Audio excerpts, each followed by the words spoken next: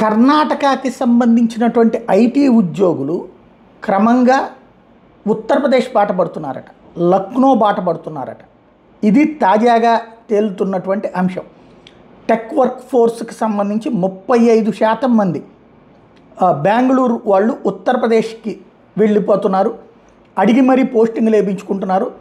Lucknow fast emerging as a prominent IT hub కింద మారుతోంది.